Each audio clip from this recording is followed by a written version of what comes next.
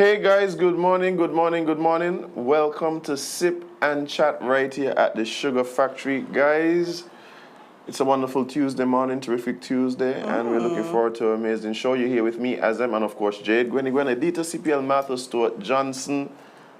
Yes, Jade, don't think I forget to sing it's Beyonce. No, I didn't. I just showing you why you do this right now. Oh, okay, yeah. Nice. Well, what I will say is, you know, they'll say call things into existence. So perhaps if I keep calling you saying it's Beyonce, you'll get the motivation To do what? whatever it is you want to do, whatever your physical goals are. I think I'm going good. Yeah, that was showing you. Yeah, I think I'm going good. That's exactly what I'm showing you. But good morning, guys, and shout out to the Kingsters who are here in the King Club. Yes. And of course, all you guys listening, looking, and just tuning in to be a part of what it is that we're doing here. We greatly appreciate you. Definitely. How are you, friend? Haha, for you today. Oh, Lord. You can't help, Jade. Like I've come to just expect these things.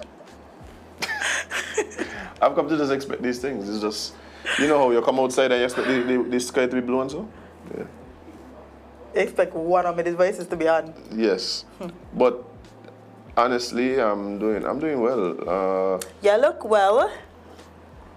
Appreciate that. Appreciate that. Let me see, what have I been up to? Yesterday was... No, I had a lot of errands to run. Would you? Yeah, ran a few errands, handled some business. I did as well. I did my nails. What's going on now? Okay. Right. Okay, yeah, definitely. And I fixed my toes. Toes, plural. You want to see? Okay, hold on. I'll judge for the.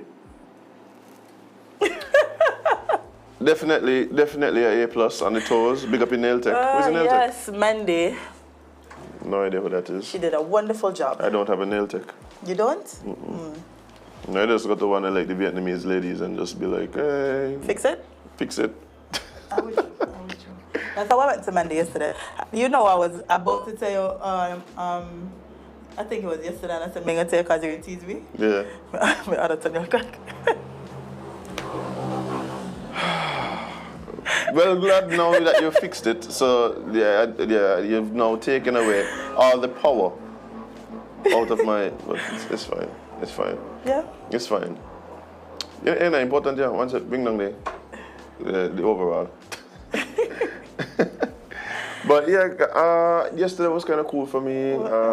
You said you had... It was productive. No, you see, let me tell you something. When the day ends and I feel like I did what I was supposed to do, like, it's definitely a big plus. Yes, definitely a big plus. I agree. Like, I got to sleep feeling so much better. I agree, honestly. Huh. I almost got through the list of things that I had to do yesterday, but at 12 a.m. my body said no more. At 12 a.m.? Yeah. You may go? You may go? I hope so. I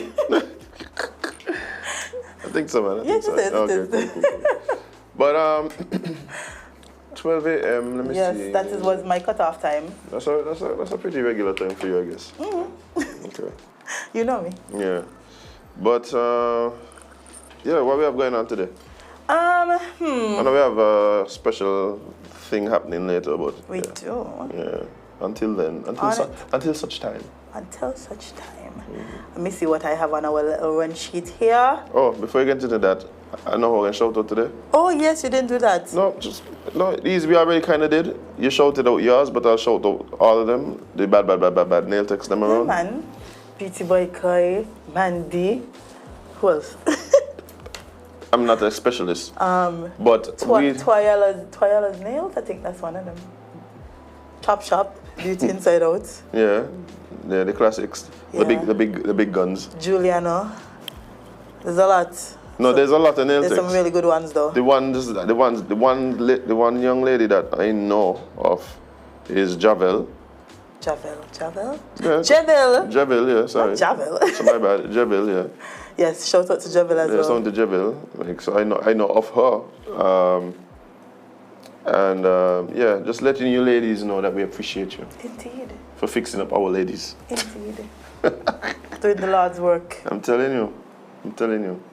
Some of them don't go overboard, but that's not your fault. I know you just do what they tell you to do. Some of them don't just go. It's a preference. Yeah, some people preference is overboard. Meh. You don't understand what you're saying? It's midnight, I was straight to turn on to see the show. Okay? Don't judge me. Oh boy. Yeah. Do you like it, friend? Is it to your liking? Oh, very punchy, very crisp. Yeah, I think we get in there. All right. As we were.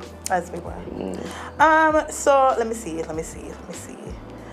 What chaos is happening in the country? If there is any chaos in the country. Is there? There always is chaos. Yeah, but late night last night, as I soon go, well, while I was doing the one sheet, right before bed, I saw an article. And if my device would only let me open it, we will all know what the article is. Yes. Okay. And this is something This is something about SK? Unfortunately. Wow. Yeah, you know. Well, Russia and China deciding they're not using the EC dollar anymore? No, that's just US. That's just the US dollar. Hey, we need to get an economist in here to what I want to know. I'm not say very, but I have an idea. Okay, let me put this into context. I feel that I know more about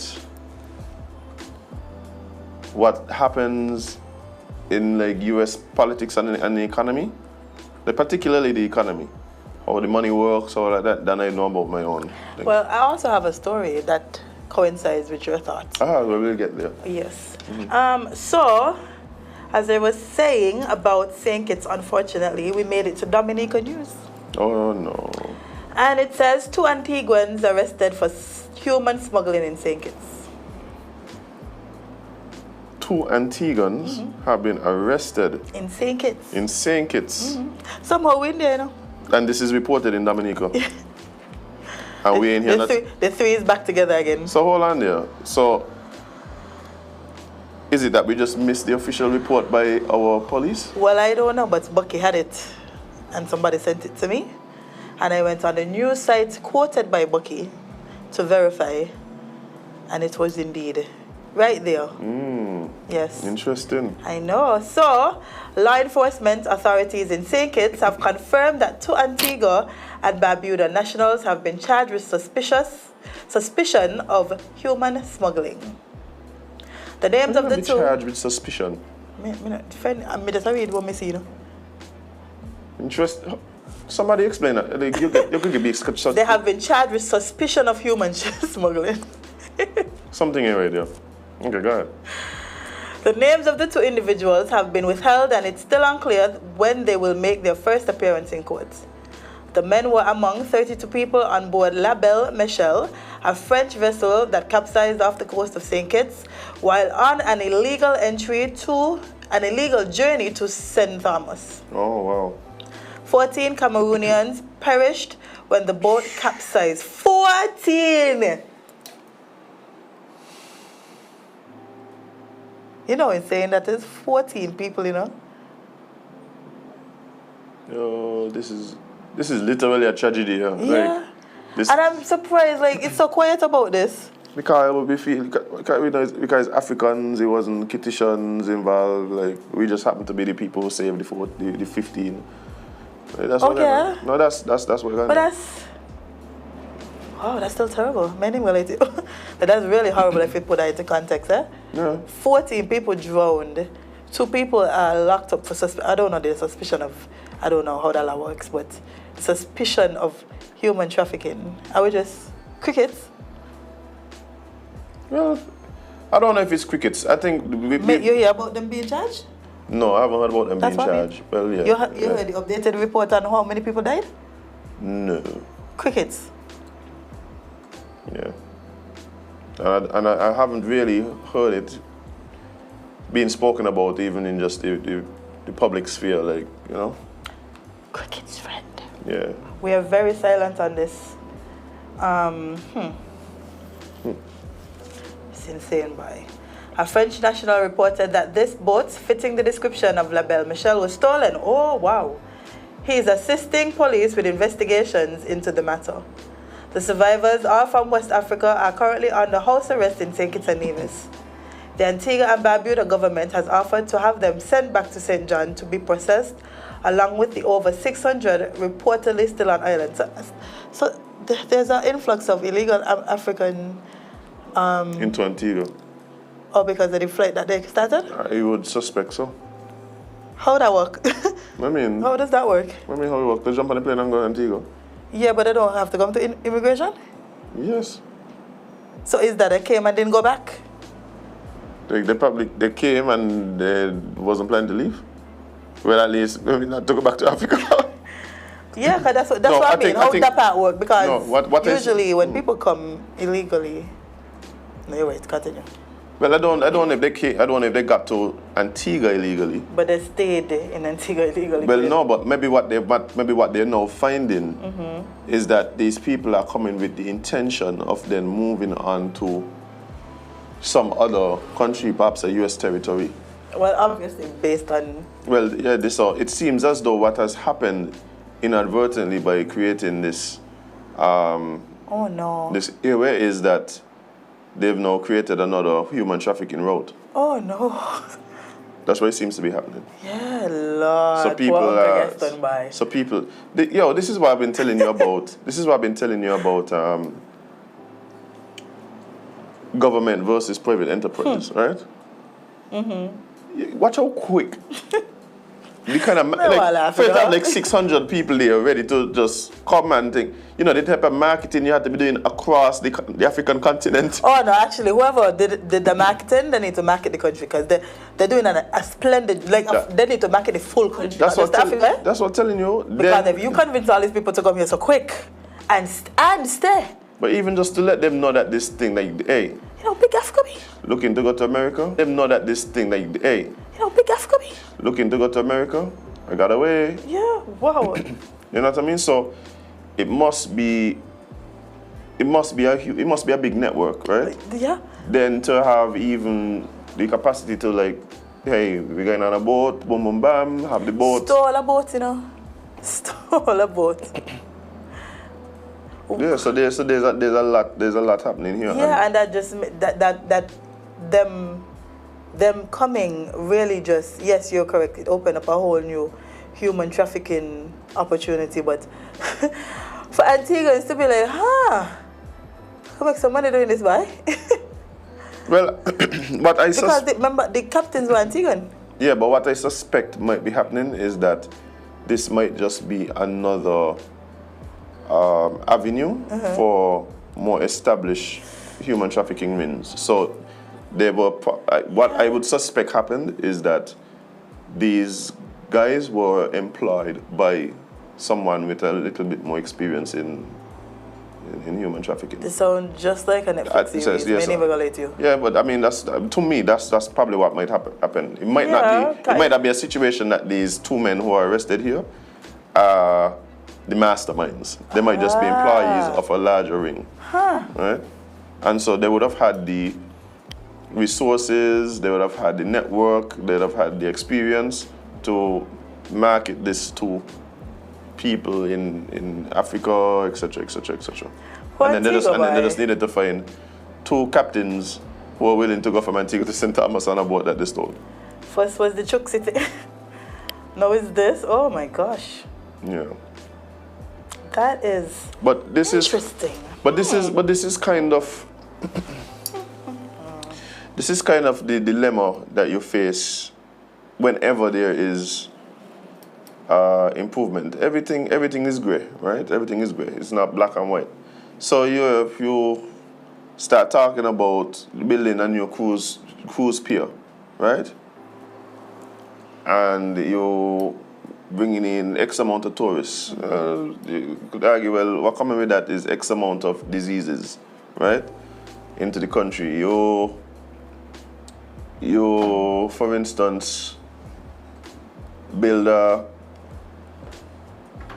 network of ships that take things around, then there's going to be people and forces that infiltrate that for their own personal gain, whether it is to smuggle people, smuggle drugs, smuggle other forms of contraband. Yeah. So this isn't necessarily I would say it's not necessarily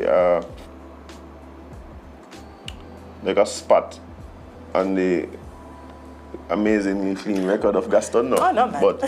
But this is kind of like how it goes, right? Yeah. This is how it goes. Somebody said they were told they would get to Antigua and shipped off to the U.S. That's Antigua to Suriname to Panama to the border of Mexico. They was going to look for the article where they spoke about it in Antigua. Oh, okay, sweet. So what we've also been wow, that was fast. so what we've been seeing as well is a lot of Caribbean people following that similar route, right? So I've read articles about Jamaicans being caught at the Mexican border, being smuggled, and they went Panama, Suriname, Mexico, and then from Jamaica just there.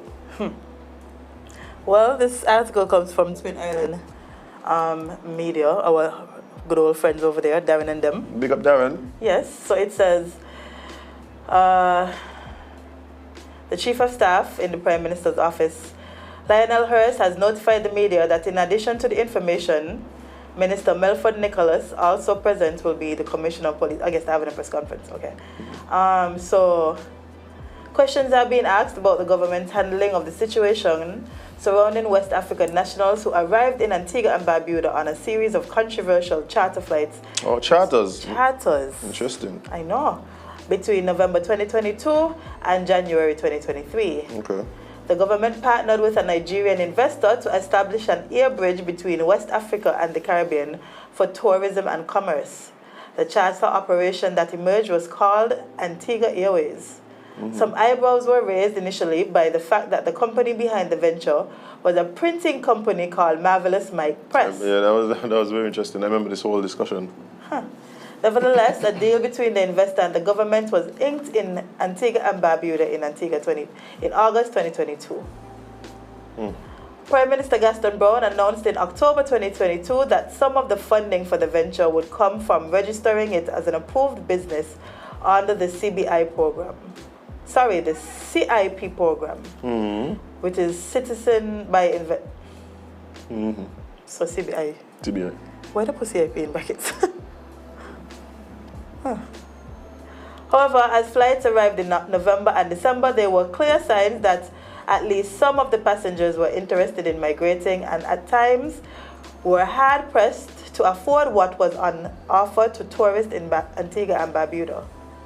News reports in November and December began to catalog the fact that many people arriving from Cameroon in particular, were fleeing an ongoing armed conflict in the country.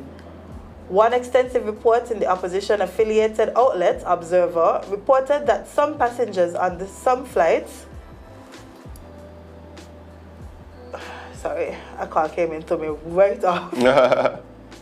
Where was I? Oh, yes. Paid as much as $5,000 US to come to Antigua.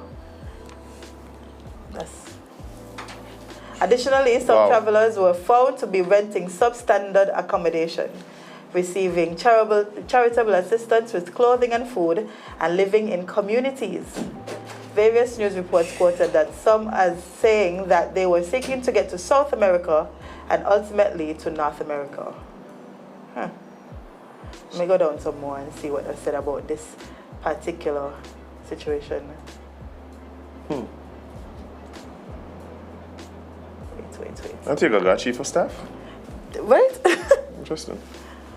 Well, the chief of staff, I guess, argued with the opposition and on several occasions in February that the West African nationals, if integrated, would become valuable contributors to the economy.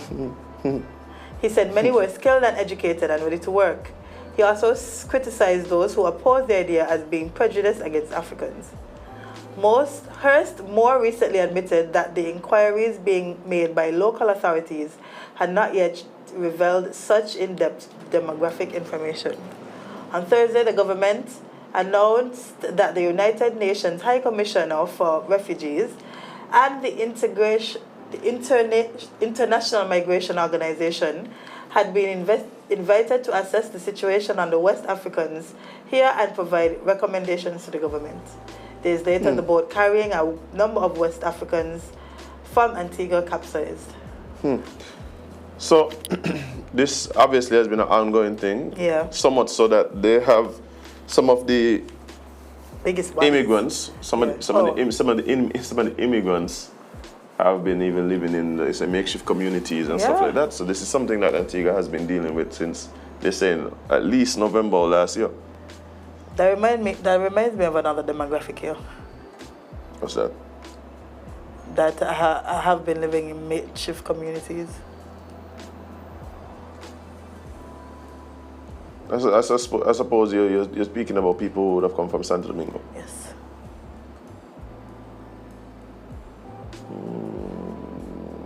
Okay, but I mean, you might find some similarities there. Yeah. Some similarities. That part of me, because I know particularly about a place that I know was in a community before. Oh, okay. So okay. Yeah, and it used to worry me because I just felt like it was not safe for anybody to be living in that condition. So I hope like the authorities stepped in and maybe made it a lot more livable, if that's a thing they could do. They could do whatever. The issue generally is, well, of course you're gonna always hear about, okay, these people came here illegally, these people, so how do we integrate them? Do we integrate them? That kind of thing. So like, the conversation is ongoing. I've said what I said here. Some people don't agree. Which is what? No, I just saying that if we're going to really address this issue, then we have to address it from a multitude of angles, right? So it can't just be one, like just an economic issue, which is what I think people generally turn to initially. The economy can't handle the influx of immigrants. And they just be saying these things. Like they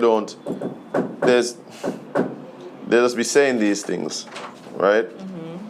And I don't think there's really a understanding. I don't think there's really an understanding of like what they're saying. Well, that's common. Right? There's not an understanding of it. And then is this really just hot talking points that people have picked up? Yeah, for instance, like I would ask somebody who would say something like that, okay, how? Simple question, how? What answers have you been getting? What do you mean how? Oh, that is so kittish. Oh my gosh. They're gonna come here, they're gonna take we jobs. They're gonna come here, they're gonna this. They're gonna come here, we're gonna this. We're gonna come here, they're gonna. And I'm just like, okay. What? Fear. But is it that they don't generate anything? They don't contribute anything? They don't bring anything to the table? No. So, yeah, it's just trying to understand the dynamics from multiple standpoints. Why are these people even coming here in the first place? Are they coming here to stay? They're looking. Are they in transit? Right? Like this. So there's a lot to consider. Right? So sometimes the economic thing is one, the social is one, the humanistic side. How do we deal with just people? Right? Just people. So. Yeah. Buy something. No, I don't believe that. I don't believe that it really makes sense to decide. Anybody who just shows up, you just show up here and then all of a sudden it's like you could stay. You could just stay. Nah. Right. The other thing too is that there are places that literally paying people to come and live. Yeah, literally. They're paying you to migrate to the country. Right, there are places like that. And right? not only are they paying you, they're affording you housing and all of these things. Yeah, there's. Oh my God. I went when I read an article recently that spoke to this very thing, and it was like the top 4 countries that are asking people to migrate. I think I saw this article. Right, and some cases they offer you up to 6 months salary, a place to live, boom boom bam. I mean, half of these places, cool, no, but still, what I'm saying is it's a little chill. But what I'm saying is, all these places shape their migration policies based on their particular needs, based on their particular situation, and we're gonna have to do the same. Yeah, right? We have to do the same. But in order to figure out what that policy looks like, we're gonna have to look at it from multiple angles. It can't just be they from here. We ain't like them. And it sometimes feel like that is what's going on. Yeah, I could agree with you there. Let's jump into something else. Why 14 people just dying is crazy. Yeah, that's insane. So, St. Kitts and Trying Nevis. to make a better life too, eh? Yeah. Trying to make a better life. That's what they were doing. Yeah. St. Kitts and Nevis economic growth rebounded strongly in 2022, IMF says. But they lie. They lie. We in the red. You forget? Oh, yeah. Remember we in the red now? I forget, you know? I honestly forget. Bye.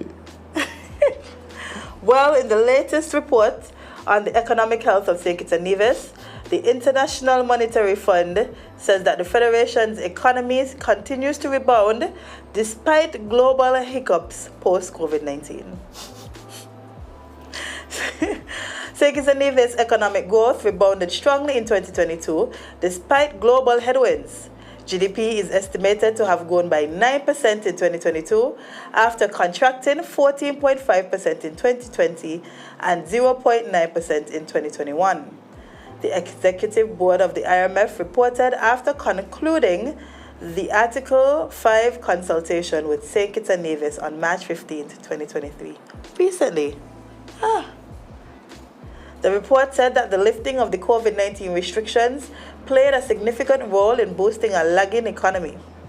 The lifting of all related travel restrictions in August 2022 sparked a strong rebound in the tourism sector and across the economy, The authorities' proactive policy response, facilitated by the fiscal buffers accumulated from a decade of prudent fiscal policy, helped shelter domestic prices from high global energy and food prices, the multilateral agency said. These measures nonetheless took a heavy toll on fiscal accounts in 2022. The primary balance, ex-CBI revenue, and land buybacks, an indicator of the underlying fiscal stance, deteriorated to a deficit of 70% of GDP versus 15% in 2021. Large CBI inflows in 2022 helped finance the expansion, keeping public debt below the ECCU regional target of 60% of GDP, the report concluded. With the strong rebound in the economy, the IMF said that the country can see a return to pre-pandemic levels next year.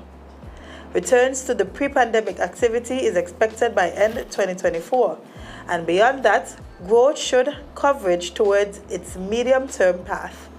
The budget is expected to be broadly balanced through 2025 and then go into deficits, predicted on current policies.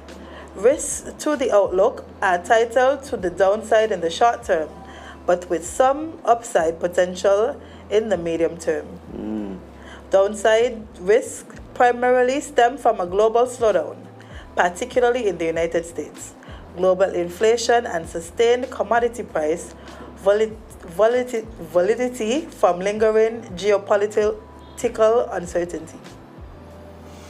Well, there's more, but Yeah, I think the main thing is the IMF, which being personally, I take everything they say with a grain of salt. Right? But it's indicating that, yeah, things looking up. Now, I want two things I wonder. One, how do we interpret, like, as regular people, like, how do we interpret these growths, right? Do we feel it? Is it something that we can surmise just based on how our lives are going, what we're doing, how easy it is to spend, how far our dollar goes? Like, is that something that we feel? Like, in other words... How you feel currently? Not bad. Not bad. But okay. I would say though, the lifting of the COVID restrictions obviously did a lot for the tourism industry. Yeah, definitely. Like travel, that went on way too long. Way too long. That went on way too long. You think we were bad? I think it was the Bahamas that just lifted theirs. Yeah, I mean... That's crazy. There was places that I was going traveling and still had to do like present COVID tests. I was like, they even give COVID tests in St. Kitts still? Boy, when I was stuck in St. Martin after that tropical whatever was passing, I was trying to go to Anguilla to go home, and I remember somebody saying that I needed a COVID card, and I was like, COVID card, like what? What? I don't show that there. Me don't even know what that there be. And I in a whole different country, how am I going to get it now? And I was like, oh, they might be doing testing. I said, people still doing that? Yeah. Yeah. So yeah, definitely I think that was well needed. It was a plus. Yeah. And I think most people welcomed that development. I think so as well. Right? And so hearing that also ended up having some positive economic spin was cool. It's hard for us to talk about anything economic without talking about CBI. Yeah. And I think for me, what is most important is that we really stop talking about diversification and we start looking to actually diversify. Yeah, it's been a talking point forever, and I really don't see how. I feel like by now we're supposed to already be making headway, because we've had changes in the administration. So it's like, why the previous one didn't start it, and why the current one isn't? Are they, or what are they doing to actually push it forward? Every single administration talks about diversification and try to convince us that they're diversifying the economy. How? Right? So what would happen is they would put some program in place that speak to the industry and then call that diversification. No, I'm telling us. So what they would say is like, oh, look at all these subsidies we're giving to the farmers. We're really looking to diversify. That's not. Right? And like, oh, look at this cruise pier that we're building. We're really trying to build up. No. So that's kind of what happens. You know what happens. else they also use to try to say that they're doing it? Entrepreneurship. Ah, yeah. They lean on the entrepreneurs to be the person. But entrepreneurship has become a buzzword. Yeah. Entrepreneurship has become a buzzword. Even yesterday we spoke to persons from the Small Business Development Center, and they highlighted the fact that it's such a thing now that we have like a small business ministry, right? So there's definitely a push into that direction, right? But how do we really diversify, and where do we diversify what do we diversify into, right? Where we can see significant economic impacts from multiple industries. That's a good question. What about the automobile industry? Can we not create stuff here that they need, that is essential to the automotive industry? I think anything to do with manufacturing, I think we are not well suited for that. Okay, next personally, option. Personally. Next option. I've been on record as saying, I think what we need to do is build out some of the industries that we have. So with agriculture, what we do is we do everything in the primary stages. I think we need to move into secondary and tertiary stages. Yes. So agro-processing and agro-processing with the intention to export. Yes. Right? I think that's one. Also, I think we need to move into logistics. I think logistics is what runs the world. Logistic companies are the ones that are deciding what happens everywhere. That is true. People think Amazon does sell clothes. No, they're a logistics company. Oh yes, Right. people think Amazon do sell clothes and all of these nice things. Don't Right. They And just then, facilitate you getting it. right. And then on top of, and then of course, the main thing for me is technology, but particularly things in like engineering and IT, right? So the reason for that is those things are very scalable, right? So some youngster in his bedroom could create an app Easily. that everybody in the world decides to use, Literally in his bedroom. right? So making sure that people are involved in the STEM fields, making sure that people have resources that they can tap, grants for great ideas and stuff like that is what I would like to see happening. I think So also, sorry, you were finished? Yeah. Oh, I was about to say, I think this only works if we recognize that the way that we've done things over the years, where we feel like everybody has to be in an office, in a building somewhere, sitting behind a desk. If we could shy away from that aspect when it comes to these things, it would be good for us. Because a lot of people recognizing, especially younger people, they're recognizing that they don't want to do that. They don't want to sit in an office all day behind a desk being told what to do from supervisors. They want the freedom to be able to be flexible.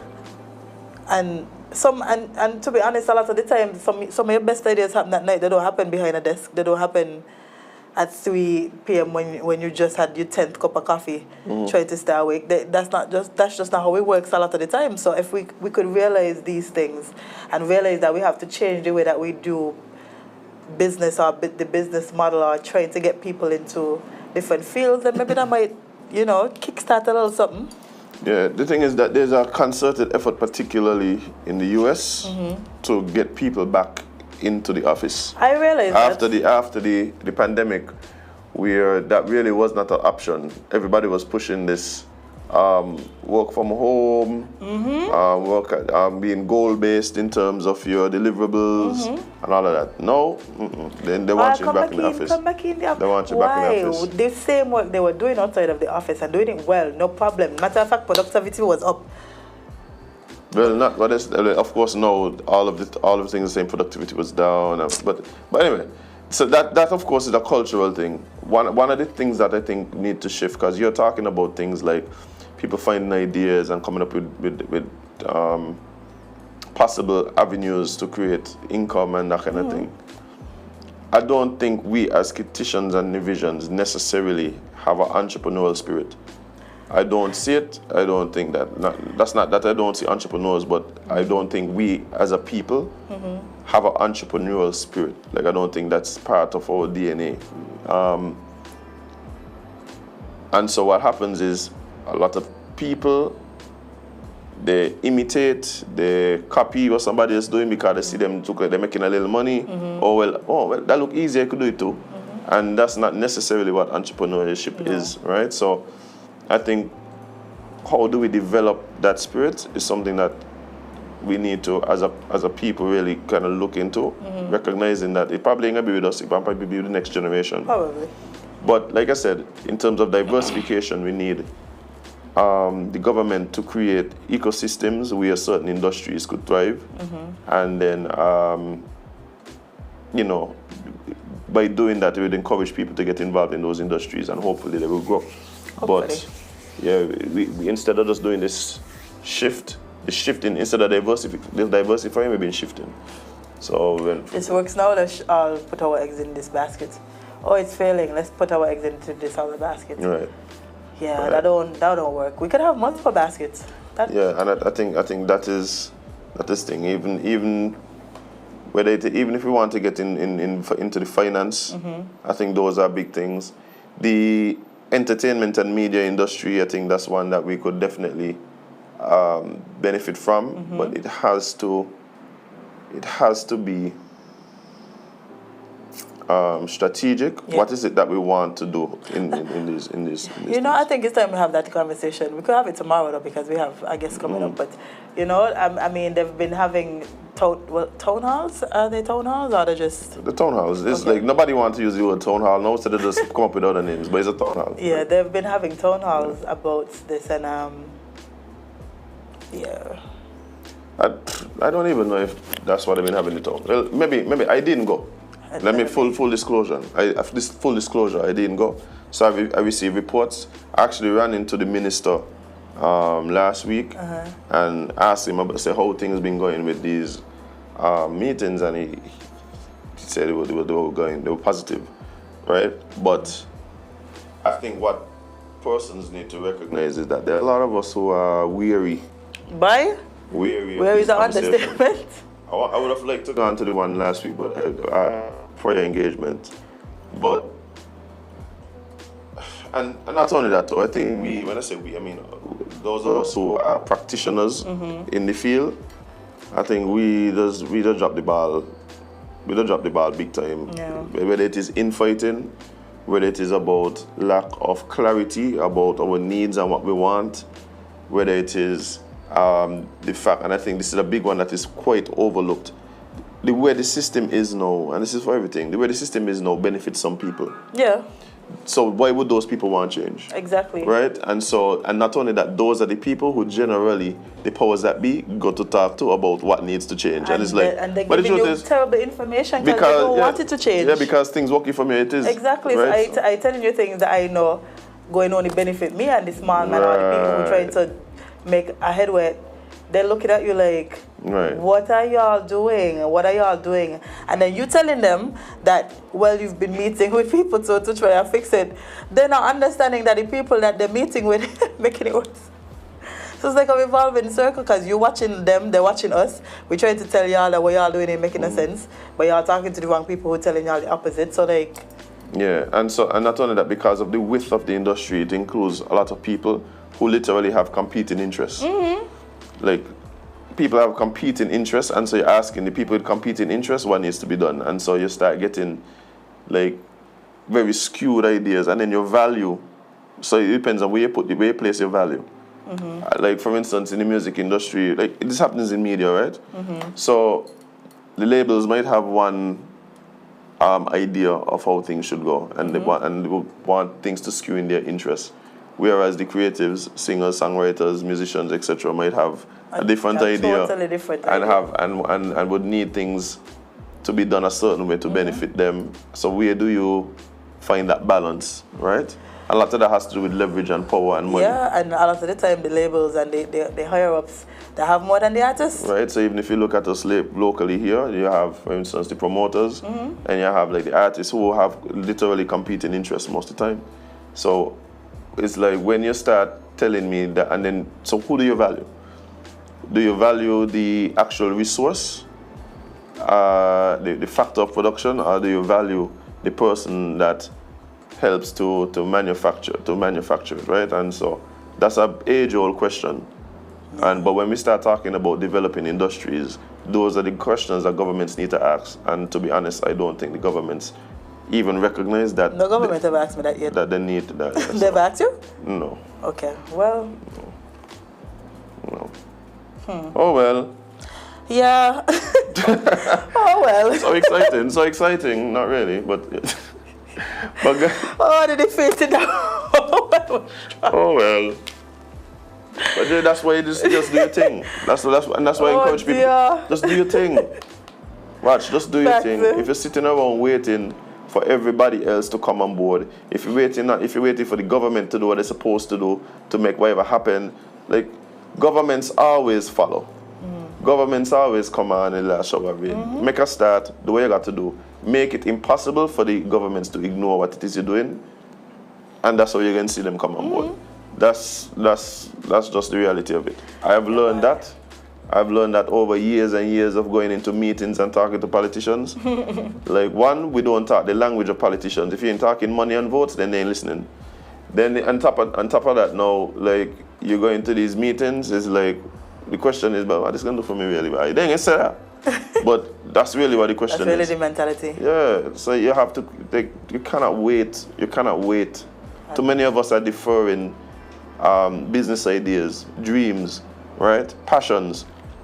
And then when we ask the question, is you're telling me about the government? It's like, no, do what you got to do. That's all. Figure it out. That's it, and that's all. It's not easy. It's easier said than done, of course. Definitely. But what's the alternative? Sit down and complain and wait? Yeah, and say, well, the government ain't doing nothing for me. I shoulda, woulda, coulda. Yeah, the minister ain't doing nothing for me. Yeah, so... No, we can't do that. Yeah, so that's my mentality, but like, the government gonna catch up. They're gonna catch up. The government gonna catch up. But they only gonna catch up. If they have something to catch up to. That's true. And so we're gonna have to do what it is we got to do.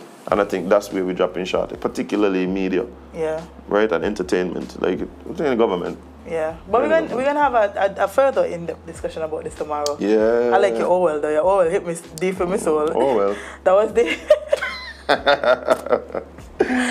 But guys, we're gonna take a short break and be right back. We have special guests here at the Sugar Factory, so stick and stay. Go wash out your mug and come right back for more Sip and Chat. Get more value for your money when you activate your Digicel Prime Bundle. More choices for what you want at low prices. More talk time on the most reliable network. More any-use data for whatever you're into searching and sharing. And dedicated data for more new apps to stream your music, shows, and live sports. Activate a Digicel Prime Bundle of your choice in the My Digicel app today and save more. Digicel, better connected.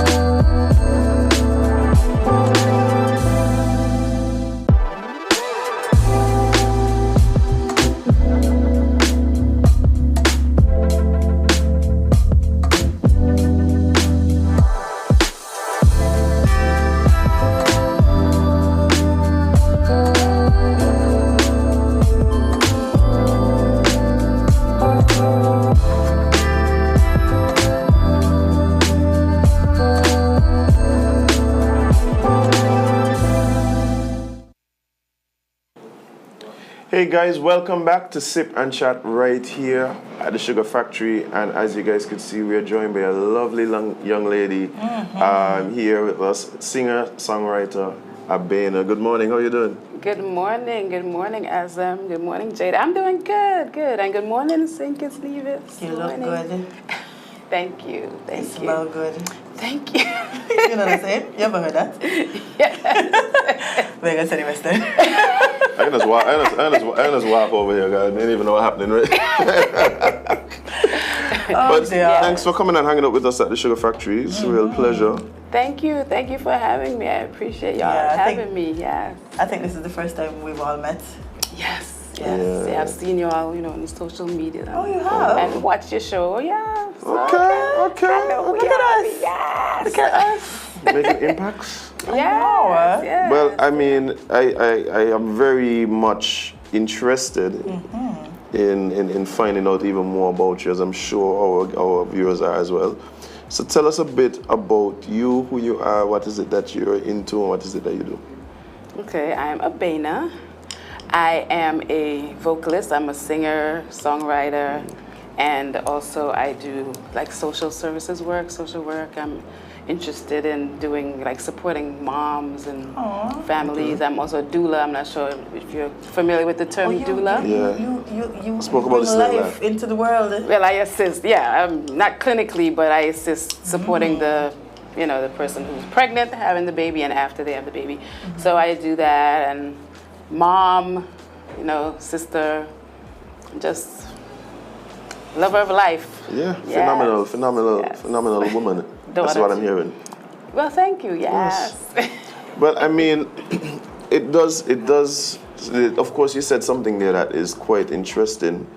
But what about you're a vocalist and you sing and that type of stuff.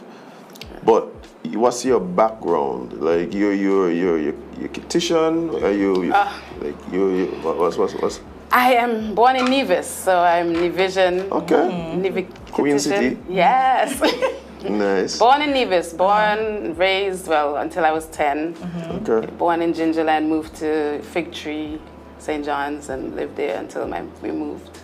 Yeah, but I'm Nevision to the bone. All right. Yes. And where you reside now? I'm in New York. All right. How is that? Brooklyn. Okay. How is that?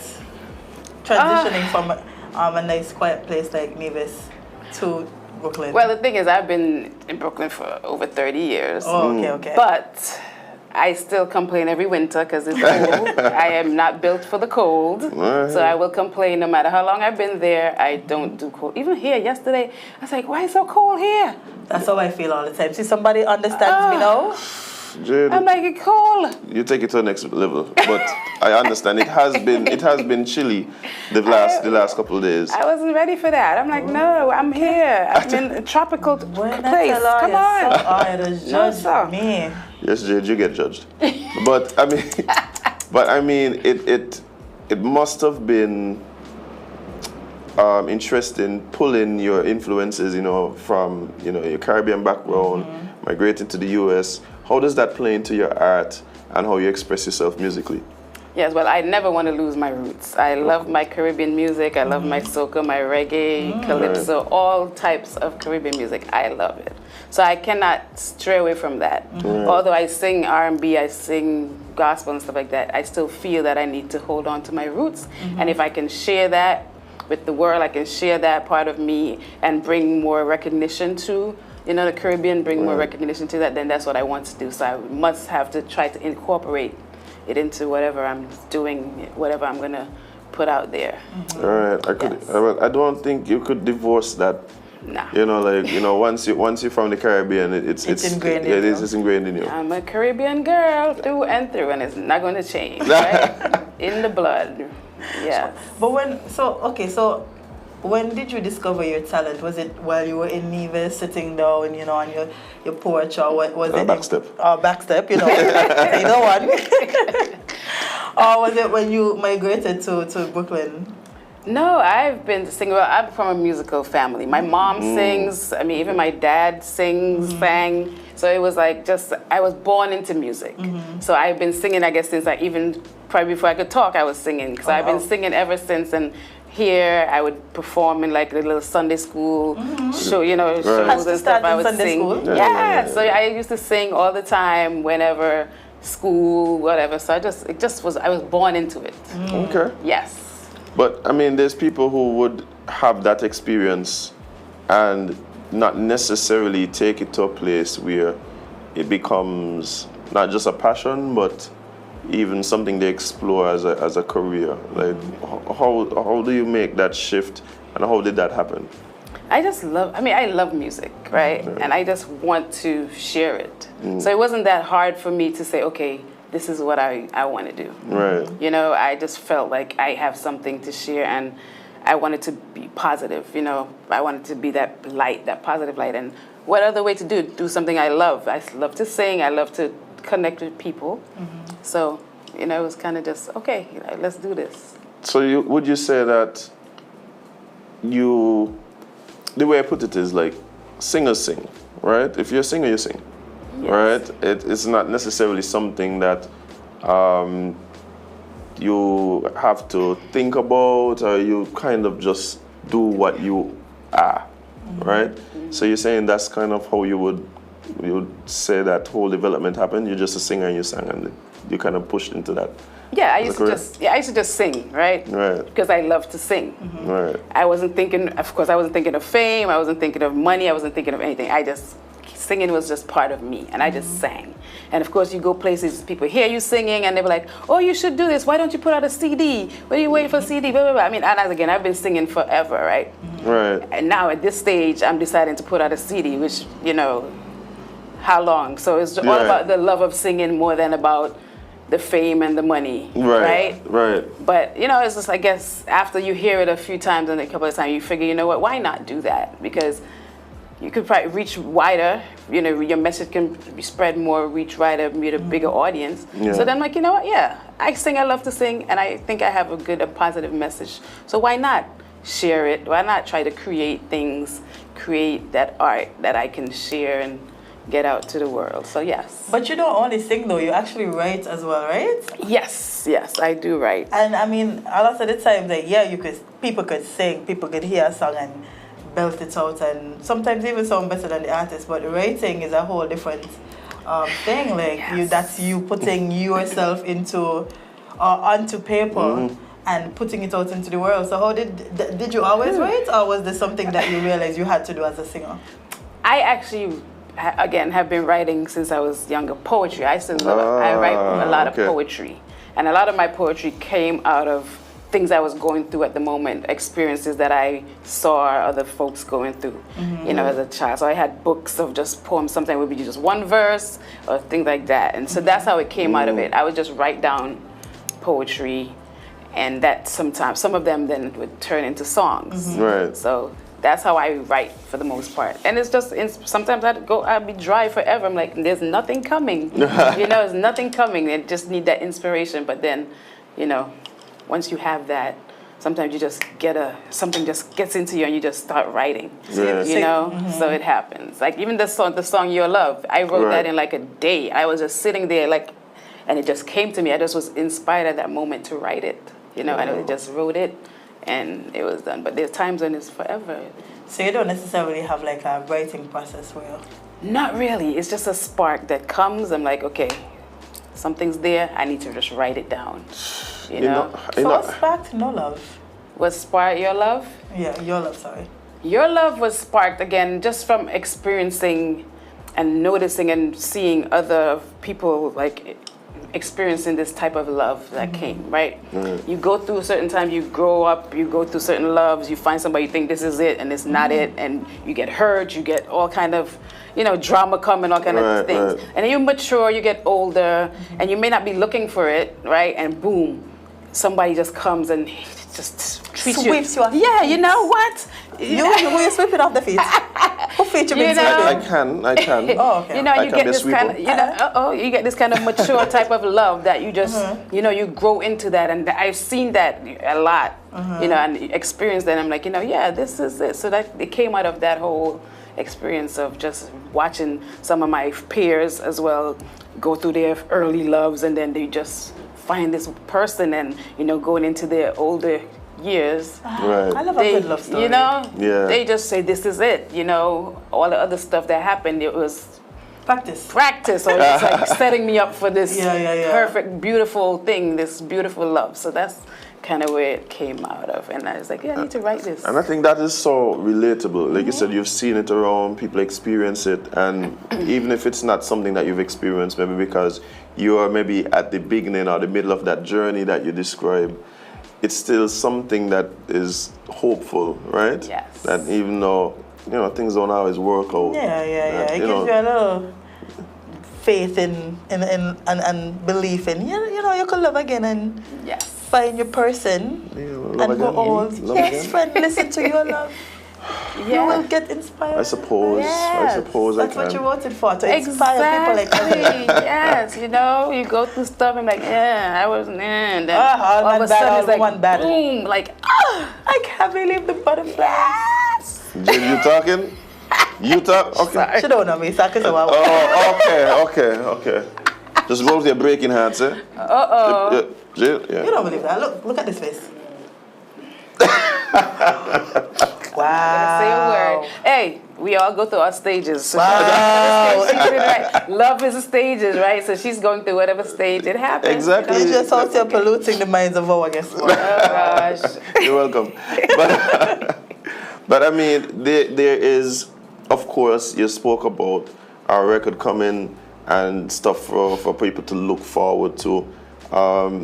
Where are you at right now? Is the next project already recorded? Are you looking forward to a release? Like what? Where are you at right now in the process? Give us some tea. Yes. So I'm working on some stuff right now. Okay. So stuff is cooking up. You know, yeah, it's coming. Bubbling. Bubbling, man. Pot is bubbling. So hopefully I'll be releasing some other stuff soon. All right, so that means we really need to pay attention. Yes, and look out for it. Look out. Yeah, keep up to date with what's going on. Yes. But how people do that? How do people keep up to date with what's going on with Abena and make sure that we don't miss any of these amazing drops that are to come? Sure. So I'm on Facebook. It's Abena Official. So ABENA Official, OFFICIAL. So you can find me on Facebook. I'm also, no, it's Abena on Facebook. I see I'm all over the place. I'm on Instagram as well. Yeah. That's Abena Official. So Abena Official. And I'm on YouTube as well. And that is Abena Official. You're not doing the TikTok thing? Abena. I have not got into TikTok. I try. My children are always sending me these TikTok things, but I haven't gotten into it yet. Yeah, just go over there and bust out a few tunes. She's trying to get me into it. Yeah, maybe. Maybe this year will be the TikTok year, but right now... I'll get you guys on there. We're going to get it together. I mean, I have an account, but I do not use it. No, we're going to put it to use. And what's your excuse? What's my excuse? Jade, I tell you already, you know, my particular brand. Okay, let's stop. I don't want to hear about your particular brand of masculinity. I wasn't going to say that. I was going to say my sure. particular personal brand. Oh, sorry. My bad. I don't know, Jade. I'll try. I'm not doing any dances. No, I'm not sending you all over. I'm not doing any dances. That's what I'm saying. Yeah. Like, No. Let's stay away from the TikTok dances. You are going over there to show them your beautiful voice. Let them get to know you, you know. And I don't know where you're going over there. Exactly. That's the point. That's the core point. We're going to figure it out. But let's go back a little bit. What about when you put out your first single, right? Yes. How was that received? Like, was your friend surprised? Like, oh my God, girl, I can't believe this is where you've been hiding, your family and all of these things? No, actually, well, they've been pushing me to do this forever, right? For the longest. And when I did it, it was like, oh, finally, you know, you did it. And this is so good. Because, of course, I had to let people hear, like family, close family, friends hear it before I even decided to put it out to the public. Yeah, that was a testing pool. Like, okay. Yeah. Because nobody can be more brutally honest. And that's what I wanted. I wanted some honesty. I didn't want, sugar-coated and, oh, this is so nice. I mean, no, I wanted the raw truth about it, because then, you know, I could always go back and revamp it and figure out what works. So yeah, so it was positive, you know, it was really a positive feedback from them. I went back and of course I did a little changes here and there to it before the final product came out. But all in all, yeah, I got a good response from family, friends, and then when I did put it out and reach, you know, so far so good. I've been getting pretty positive. All right. Well, I could say I listened to this, like when I found out you were gonna be here, I went to listen to the song. And did it touch your soul? I did feel a little tingle. Something? I felt a tingle. Good, yes. You're changing the world. I felt you a got tingle. Azem to feel something? I must say. A butterfly float your mouth? Well, let's not get carried away. Okay, we gotta work on it. Let's not get carried away. But no, seriously, I really enjoyed the music, and I could tell that there was a lot of not only just feeling and emotion that was put into it, but a lot of thought went into just how it was crafted. How was the process of actually recording? Because you've been singing forever, right? But I know going into like the studio and doing the production process, that is a bit different to even being on stage and performing. So how was that experience? Well, when I did this song, I sent it to someone to produce it. I had another version of it, that I did. And of course, when I had people listen to it, they're like, no, the music might change the music a little bit. So I sent it to a colleague of mine who I worked with years ago, and I told him, you know, recreate this for me. So he went and he did it, and of course, we had a little back and forth on what we wanted, and finally came up with that. And then I wanted to record it sooner than later. A year ago, I'm going to get emotional. Anyway, sorry. Kingston, the tissue, please. So I don't know if you know, my dad passed away a year ago. Like a week before, I'm going to be a week before I was to travel to see him before, you know, to see him. Like the day before, actually, I said, I need to get in the studio. I said, I want to get into the studio to do this song. And that was the only time yet. So I went in the studio actually the night before I traveled to England to see my dad. Right. I just went in the studio and I said, no, I have to bust this out. I have to get this out now. So I went in the studio that night. And it was, of course, there was a lot of emotion because the uncertainty of what's going on with my dad, what's up, all of that. And I just went in and I sang it. And I left it there, flew to England, and I just let him do whatever else he needed to do in terms of, I said, because I could have done the background. I said, no, let somebody else do it. I just want it done. And I'm glad I did that because everything else that happened, I don't know if I would have been able to go in and finish it at that point. Right. So it may have never gotten to come out. So I was kind of happy that I just said, you know what, okay, today I'm going to go do that. And I did it. So yeah, it was just like in the beginning, you know, it was done. And then some time went by and went in and produced it over, and then I went in and did the vocal. So that was kind of. See, things happen a certain way for a reason, eh? Like, and to me, this just cements the fact that like the world needed this song, right? The world needed this song, like, and I've been on record and saying like, we need another love song. Yes. But actually, but the truth is like even more now than ever, right?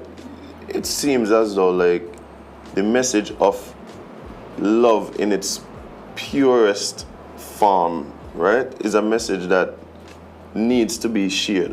As I tell people, like we don't hear a lot of love songs anymore. No. Songs that discuss love, like we hear sex songs a lot. Yeah. Right, and we call those love songs, but it's a sex song, not a love song. We don't see people dancing in the rain anymore. Yeah. I miss that era, man. And I love that. Yes, and that's what I choose to share, and I choose to bring up forth love in all forms, you know. It doesn't have to be romantic love either, you know. It could just be that platonic, just that pure, as you said, that pure love. And that's what I want to bring forth when I do write, when I do put myself out there. That's exactly what I feel needs to be shared. Because as you say, it's not out there like that anymore. No, and I completely agree. So I'm sure you've been looking at the music scene in Tickets. I hope you have. A little bit. Okay. There's one particular person that I think would make a great collaboration for you. Yeah? Yeah, Dijon. Yeah. I think the two of y'all on a track would be something special. Wow. That's funny because, I think so. I thought so too. See? I know it. Yeah. I met him when he was probably about 10 years ago. He was a little younger, and he came up to New York. He probably doesn't remember that he met me, and he came to sing at a function they had up there. And I was like, "Ooh, he is. I like, he's good." Nah, he has that love song voice. Yes, and he does. Yeah, so, if you want to work with a person, old lady like me, then you could do something. Old lady, come on. But, Like when she said she was in New York for 30 years, I was on Carl Cappy. You was going to say she lied, but that would be kind of... I was trying to be respectful of the guests. Understand. Actually, it was more, we're never going to go over how many years. More than 30. We don't want to radio. It's okay, we don't want to radio. That's fine, though. Oh, no? Close to the 35, I don't remember, but enough. No, we really think she lied. No, Cap. I call him Cap. No. I call him Cap. Yeah. But I'm sure it would be wonderful to collaborate with local artists. Yes. I love it. And that's the thing. I like to be and promote my people. I like to, and if we could do something. And again, I follow him on Facebook, so I see the stuff that he puts out and on YouTube and stuff. And it's cool. And I love how I'll link you too. Yeah. I love how he is with his daughter and stuff. He's so so cute. Well, I think we may have a link. Oh, nice. I think he we may have a link like with his manager. So you never know. Love it. Awesome. I'm looking forward. I will look forward to that song. We'll see. So, if I'm being too forward, let me know. But what brings you back to the Federation at this particular time? Okay, so as I mentioned before, my dad passed away on April 2nd last year. Yeah. So my sister and I, our family decided that to commemorate first year anniversary of his death, we'll come home, be here, visit him because he's buried in Nevis, and just be here with my aunt, just to kind of have a kind of support, because it was a hard loss for us. Right, of course. A very, very hard loss. I could definitely hear the love and admiration. Yeah. Right. So it was a hard loss. So we wanted to be here, and I always find, for me, I find being back home very healing. Of course. For me. So it was like, okay, we going? Let's do this. So it wasn't too much thought going into it. Like, we going back home, we're going to do what we got to do, of course, emotionally, but after that, we still can heal and be together. So that's, So there's a few themes that I've been hearing in our conversation, right? Yes. I've been hearing the theme speaking about love, connecting with people, and of course, you've mentioned several times now your family, right? Yes. And how big a role does your family play? And you mentioned it a bit, but just to go in depth, how big of a role does your family play, not only just in your creative process, but just in your life in general? That's my family is my support team. That's my ride or die, right? That's who I go to or I share with, and I know that they got my back. I mean, I get that raw truth from them. They won't tell me something like steer me down the wrong way, but they'll let me know. They'll pull me back if I need to be pulled back. They give me that love, all my family. Even when my dad was here, I could call him and he would give me his advice and, give me that support. That's one thing I can always say is like my family is very supportive and we stick together and we are, we just love on each other and we show each other that love and we're not afraid to show each other that love. So does that play a part in the type of music you write?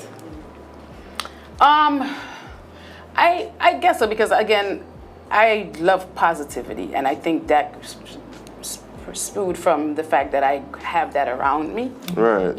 I am surrounded by that positive light, that positive stuff. So I want to share that. And I feel, that needs to, again, come out.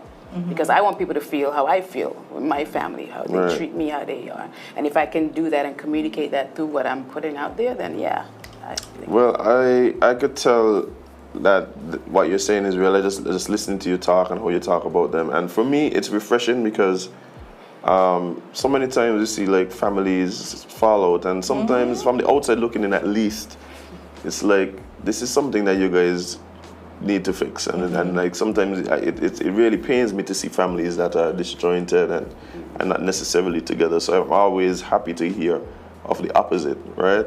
Yeah. And so you're here, you're in St. Kitts in Nevis, you're moving around. I'm so glad that you're here, because one thing that I love helping to do is expose to our people, like our countrymen and women abroad who are doing great things, and so I'm really hoping that more people go like your social media, stay up to date with what you have going on, because we produce so much talent here. Definitely. Right? We export it all over the place, and sometimes you know, it gets a little lost.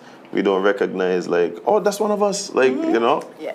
And I could imagine that it would feel good to have that support from us right here back home. Yes, you home. Of course, you always want to find that support of your home, right? You always want to feel like you're part, even though we are not physically living here. This is home. This is still home, and I love my people. You know, I love it. And even just now, when we came up on the ferry, this man, I don't know who he is, right? Which is not good. And he's like, Abena. I was like, hi, you know. And he's like, yeah, I see you're going to be performing or doing something. I saw it on social media. And I was like, yeah, I'm actually going to sit and chat right now. I'm going to be talking on the show. He's like, yeah. I said, make sure you check it out. So it's good to know that, you know, people actually see me and know me like that, you know. I mean, so it's good to know that people actually know that side of me, because, you know, I want that. Yeah, I feel that love. You know, it's good to feel that home love. Nothing love. like home. Yes. Yeah, and you might have just let the cat out of the bag a little bit, because my next question was, are we gonna be able to see you, you know, deliver your gift anywhere here? I'm thinking we're working on some things here. Yeah, nothing has been concrete. Yeah, so hopefully. We just got to do a pop-up somewhere. Yeah. We'd have to arrange it. Yeah, maybe. So we're looking into doing something, definitely. Yeah. Yeah, I think that'd be cool. And like I said, based on what I've heard so far, like it's you definitely have a gift, and I'm really looking forward to you sharing more of that gift with us. Thank you. Do you want to share a little bit of the gifts with the listeners and viewers? Oh, sure. You want me to? I can sing Your Love, I guess. I can do a bit of it. Yes, give them a little bit. Yes, It's kind of early in the morning, so I got to watch the wrong hand. All right, let's see. There was a time in my life I was never satisfied. My love life felt so empty, no matter how much I tried. Then out of the blue you came. My life's been rearranged. You love me so completely, gave me hope to love again. Ooh, baby, since you came into my life, my world's not been the same. Your love has changed the game. Ooh, baby, never felt love like this before. You have captured my whole heart. Your love's been different from the start. So yeah. Okay. Okay.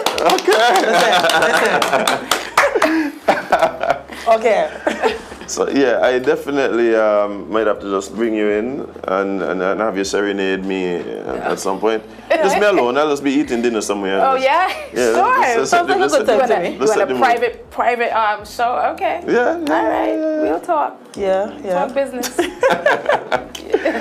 But I mean, it is so amazing that you're now really exploring this on a new level, and really not just delivering it for people in one place, but putting the music out in a way that multiple people now could enjoy and take advantage of it. Yes. All right. I'm just looking forward to see where this goes, you know. Just ride it until the wheels fall off, as they say. Well, I definitely intend to look at the journey and then participate in whatever way, even if it's just listening to the music as it comes out. But and I'm sure there's so many people that are just now excited to hear what's next. And I have an idea. Sorry. No. Sorry. No, I was going to owe it too. It's a good idea. Okay. Okay. This is a good idea. How about you have like a live, you see how they do like a live little tiny desk type of setup? Mm-hmm. Backed by Azem and his band. Oh, yes. Have you ever heard about Azem and his band? No.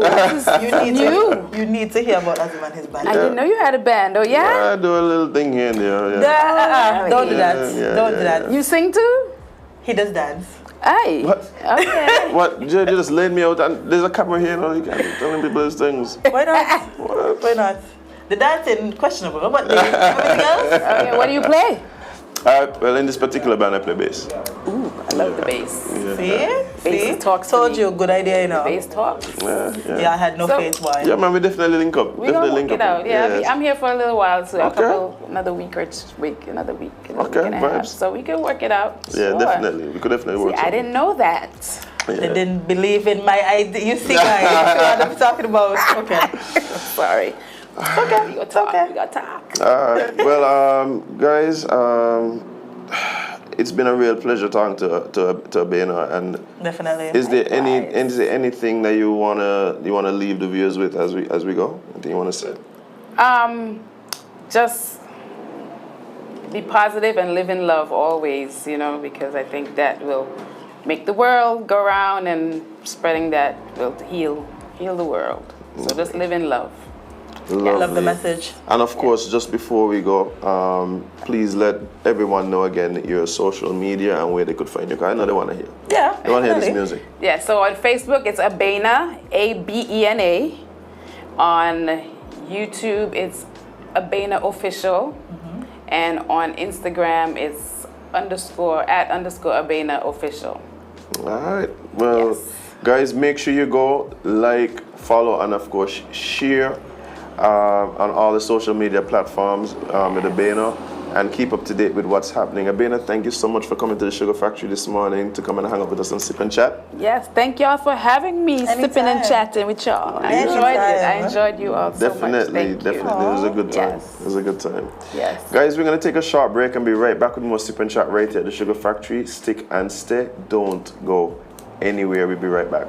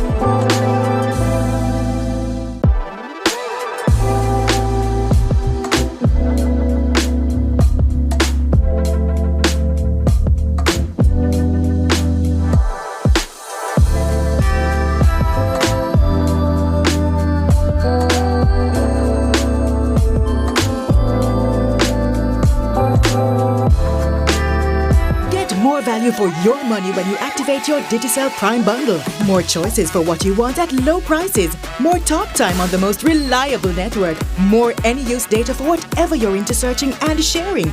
And dedicated data for more new apps to stream your music, shows, and live sports. Activate a Digicel Prime bundle of your choice in the My Digicel app today and save more. Digicel, better connected.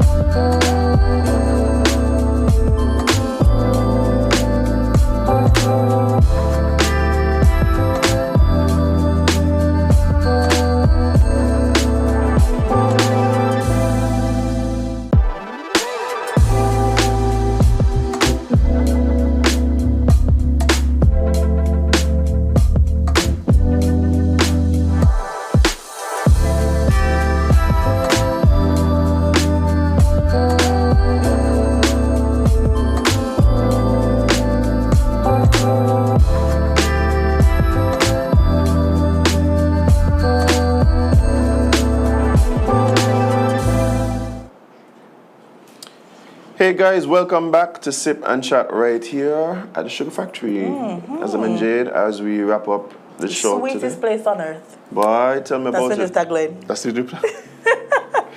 You gotta love it. You gotta love it. But yeah, we got a few more minutes, Jade. What else do you have on your lovely agenda there?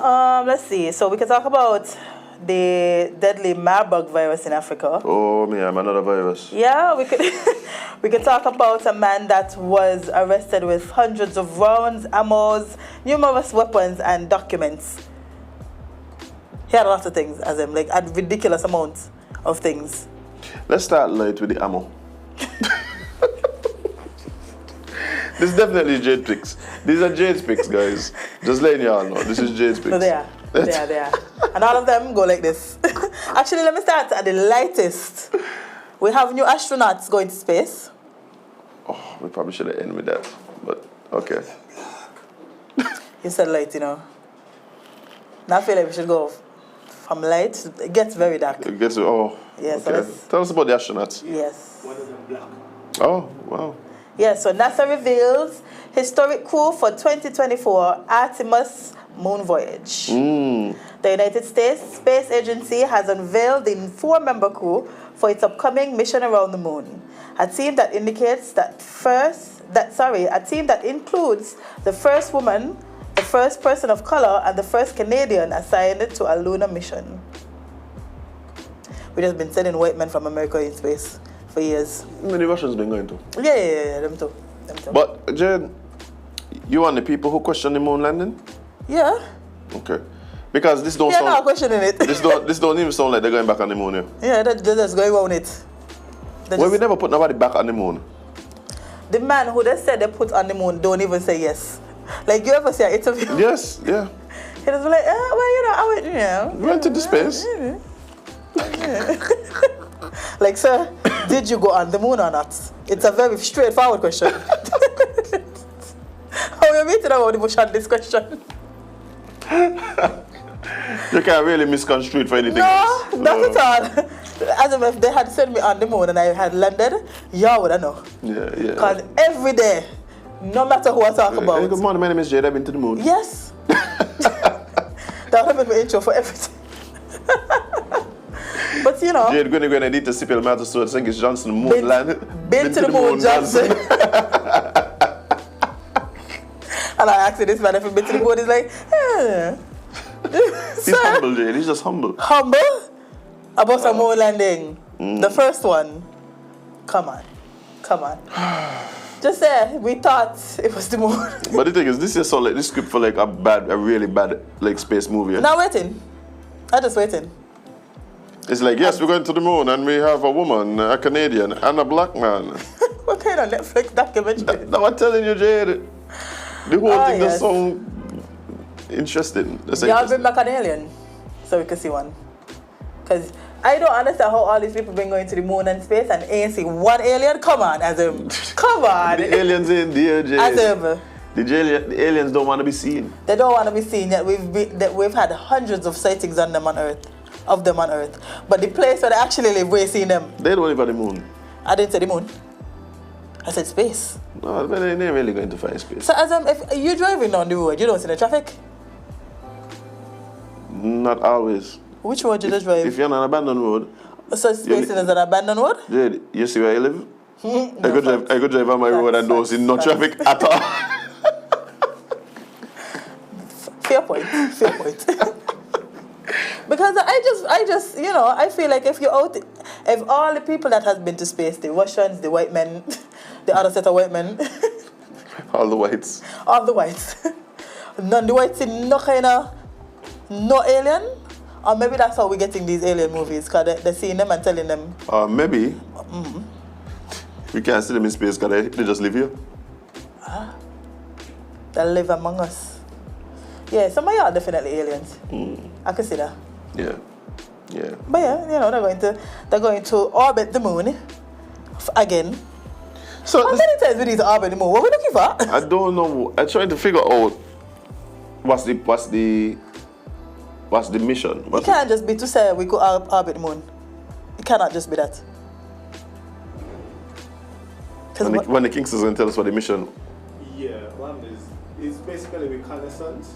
Oh, the reconnaissance. Just go to the moon just like that. But they've been there already? Wait a minute, just can't go to the moon just like that? I tell you the liar. Yeah, so one is the one to see how close the because they're saying that the crew only launch around some period of time. Bye. And then this mission is reconnaissance and then they're going to go back to it like next year. Oh, okay. So basically, he said that they're just trying to see how close they could get to the moon after going to the moon already. What happened to that? About 40 years ago. What happened to that data? Yeah, the plan is once they land on the moon, that they're going to use the moon to go to Mars. Once they land on the moon, so they haven't been there before. I'm not saying they haven't landed on the moon, I'm saying... No, he's saying when this mission, this is the first mission, so that they could then land on the moon, so that they can then use the moon as a jump off to go to Mars. A heck of a jump off, by. Yeah. Can I say I take a couple of years, something. To go to Mars? Yeah. Just straight from Earth? No, from the moon. From the moon.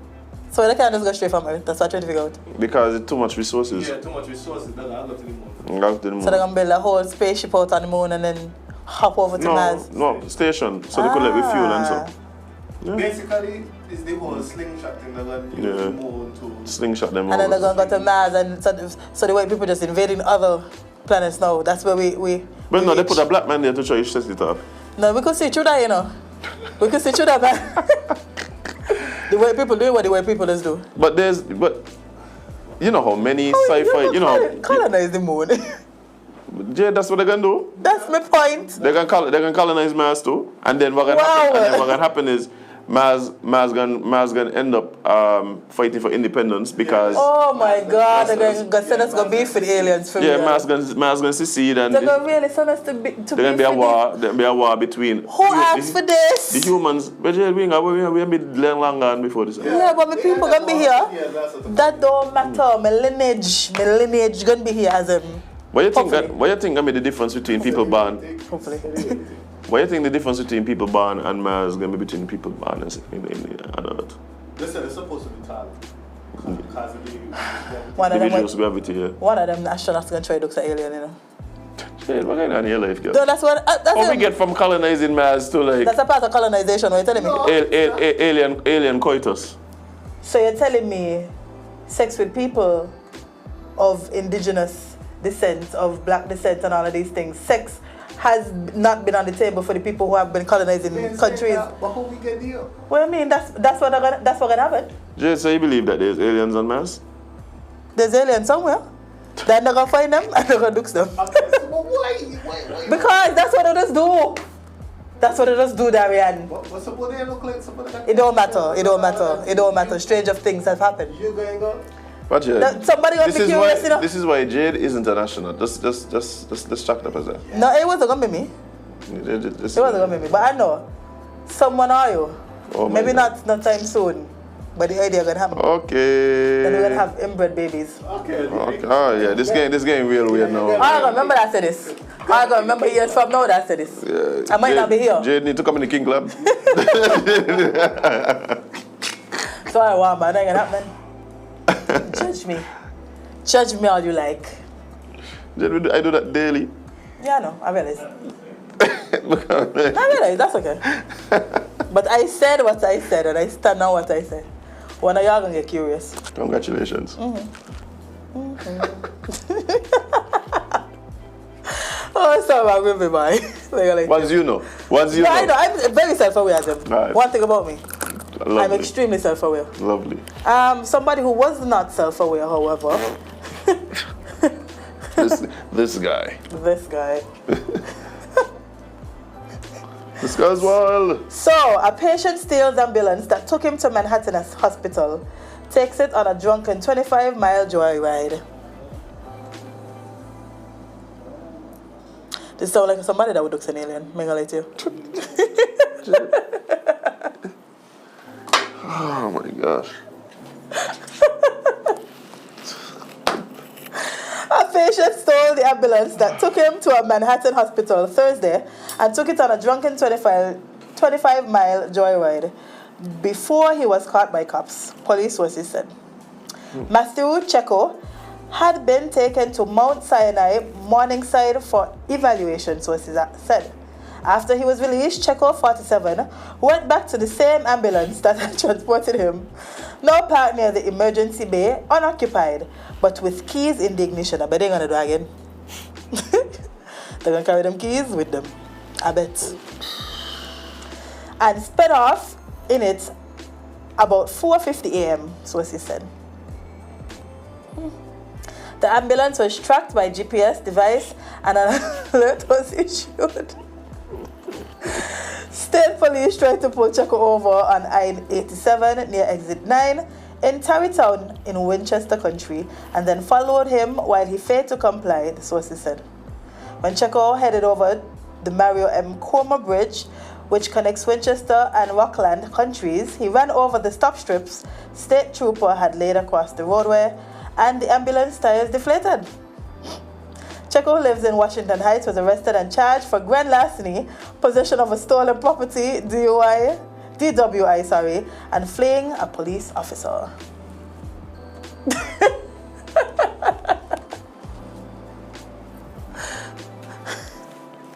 Somebody out there doing way too much, yeah? Somebody out there doing way too much. Do you mean to tell me, sir, that just sober you up? Or got you as close as possible to whatever sober you could be at the time? That's what it was, because I trying to figure out. Yeah. If you go in the hospital, Azem, they're gonna try to fix you. Drunk or not. Maybe they couldn't figure out what was wrong with him, yeah? Because I don't believe it was the rum. You don't believe the one made him do this? But Jade, I am on record as saying, look, I don't drink, and part of it is because sometimes when they make you do some crazy, I don't think this is rum. No, I've had alcohol. I've consumed alcohol.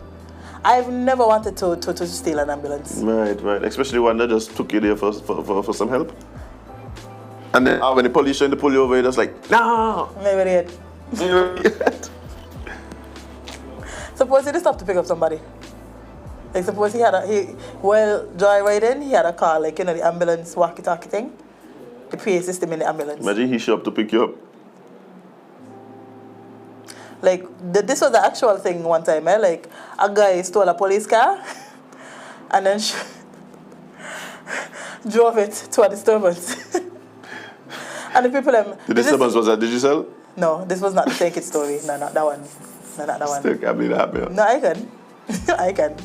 Fully believe that somebody stole a police car and drove it to Digicel to find their lost phone. I can believe that. Wholeheartedly take it. There were things that be happening here. That one didn't shock me. Wow. Yeah, but the man didn't show up at the scene of the disturbance. The disturbance stopped on our car. I was so confused. Like, they might need to hire this guy. They literally called police for the police. Well, he wasn't the police, you know. Yeah. Wow. So you got sometimes, you know. Hey, but hey, man, I hope you enjoyed it. I hope you had fun. I'm sure he did. Yeah, seemed like he's safe, so. Yeah, you know. Let's go over to, where is this? This is in North Carolina. Well, the students say they were uninformed after a man arrested with dozens of weapons on North Carolina A&T campus.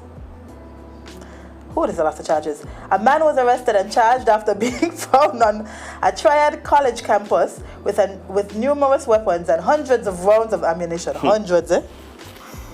The man was going to flatten the place, Azem. Hundreds of rounds, you know?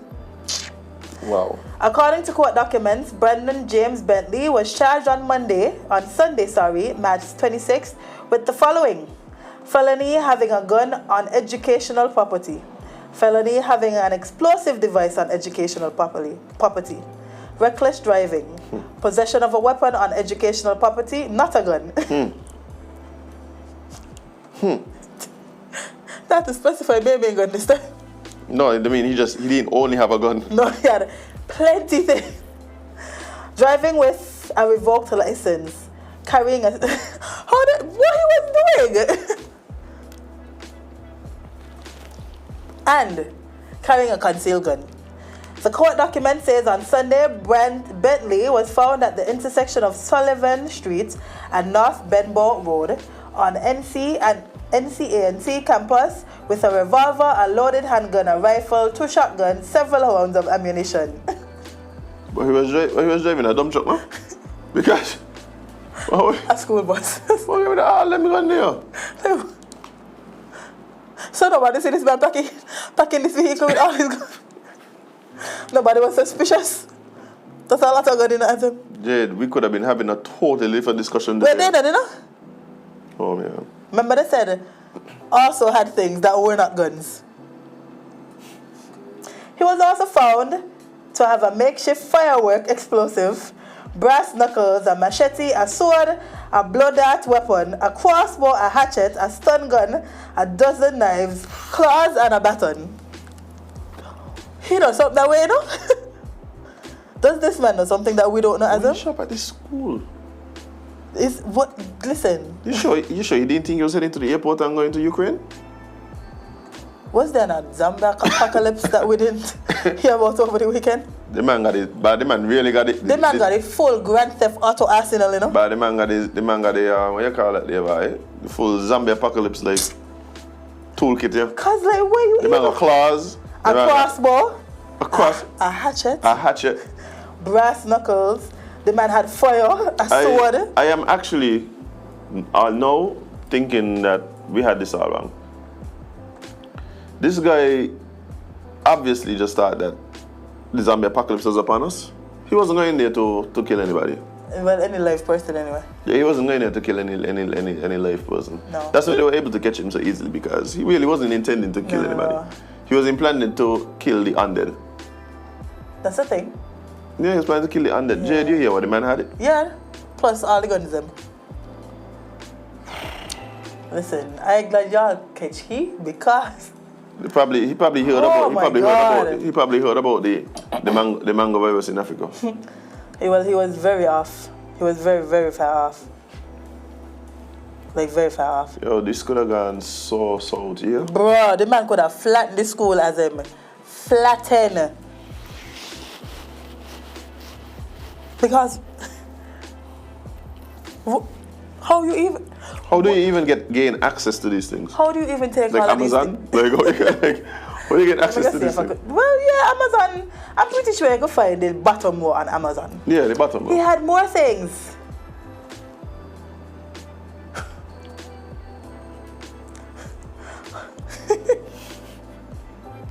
This is so unserious, right? Also among the items taken from Bentley were bolts for the crossbow, 2 choking devices. I don't even know what that means. What is a choking device? They have it in parentheses. Let's see if we could find out what those are. I might be interested in getting two for myself. For the zombie apocalypse, You judged me just now because I said for the zombie apocalypse. And here what your follow-up is. Jade, I'm sure most of the sippers out there wondering themselves what are choking devices and probably interested in getting one for themselves. I could almost guarantee. I tried to find out, and you could, okay, you ain't one, and I want one. You talking to me, right? Yeah. Like, I don't know you, and that is the problem here. What are you talking about? Nothing. Oh. He also had a windbreaker, a chicken foot. In case you get cold, in case you get hungry. A chicken foot, eh? No, that's not. I don't think that was a hunger thing. They usually just use chicken feet as protection. And when I said that, I mean people like this. Because he might have been hunting for vampires. Which, to be honest, I could understand why vampires would be honest. And wait, friend, you may be onto something here, you know. Let me hear this. Because he also had pepper spray and holy water. Oh! No, okay. It makes sense now. The man obviously was vampire hunting. It wasn't zombies. No, it wasn't zombies. We had the wrong undead. And on top of that, no, it makes a lot of sense because I always say that I could imagine that college campuses would be the perfect place for vampires to hang out. Yeah, they blend right in. They don't age. No. Right? There's a whole, so they easily fit in at college campuses. Early in the morning, you usually look dead anyway. Wow, this man might have actually just. No, you're onto something. Yeah, mega late you. I was laughing at the guy, but now I feel like. Yeah, you needed to wait until I finish the story. I feel he onto something now. No, he definitely is, you know. Oh. Yeah, he was hunting vampires. Yeah. Obviously. I had a proper arsenal too, you know.